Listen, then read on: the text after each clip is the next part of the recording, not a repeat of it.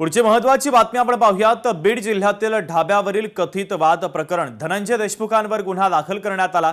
हत्येचा प्रयत्न केल्याप्रकरणी गुन्हा दाखल करण्यात आला। तर समाधान खिंडकरच्या म्हणण्यानुसार धनंजय देशमुख यांनी अंगरक्षकाकडील बंदूक घेत ती त्यांच्या कानाला लावून जीवे मारण्याचा प्रयत्न केला। या आरोपांच्या आधारे धनंजय देशमुख यांच्या विरोधात खुनाचा प्रयत्न केल्याचा गुन्हा बीड ग्रामीण पोलिसांमध्ये आता दाखल करण्यात आलेला आहे।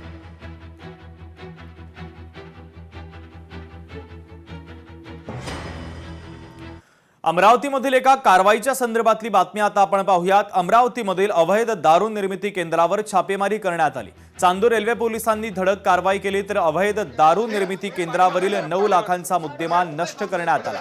गुप्त माहितीच्या आधारे गोरखेडा परिसरातील शेतामध्ये पोलिसांनी छापे टाकत कारवाई केली। या कारवाईच्या दरम्यान तब्बल 84,000 लिटर मोहाचा सडवा जप्त करत तो नष्ट करण्यात आलेला आहे। तर अमरावतीमध्ये ही मोठी कारवाई करण्यात आलेली आहे। अवैध दारू निर्मिती केंद्राची माहिती पोलिसांना मिळताच पोलिसांनी छापेमारी करत मोठी कारवाई केली आहे। तब्बल 9 लाखांचा मुद्देमाल नष्ट करण्यात आला आहे।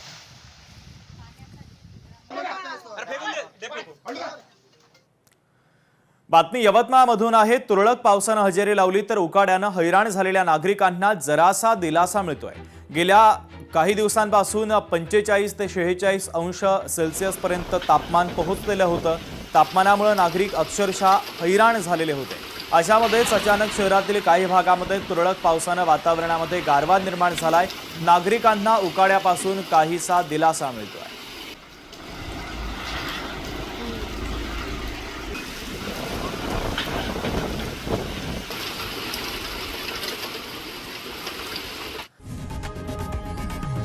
लोकशाही मराठी ऐका, पहा, जागरूक रहा।